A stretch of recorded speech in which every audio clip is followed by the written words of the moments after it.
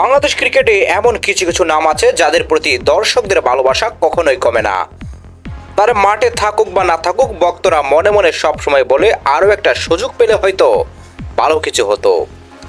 এবার ঠিক এমন একজনকে ঘিরেছিল হাজারো প্রশ্ন, হাজারো আশা, কিন্তু বাস্তবতা যেন সে আশা পূরণই করল না। এশিয়া কাপ সামনে রেখে 25 সদস্যের প্রাথমিক স্কোয়াড ঘোষণা করেছে বাংলাদেশ। নেতৃত্বে লিটন দাস, ফিরে এসেছেন শান্ত, সৌম্য, এমনকি সুহানো, যিনি বহুদিন ধরেই দলের সুযোগ না পাওয়া নিয়ে আলোচনার কেন্দ্রবিন্দুতে ছিলেন। এই স্কোয়াডে আছেন তরুণরাও, সাইফ হাসান, মাহিদুল ইসলাম, অঙ্কন, খালিদ আহমেদ।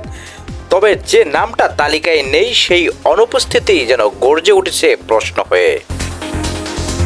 সাব্বির রহমান, যার ব্যাটিং আগ্রাসন একসময় ছিল টাইগারদের গর্ব, যার 6-4 ছিল গ্যালারির উত্তেজনার বারুদ।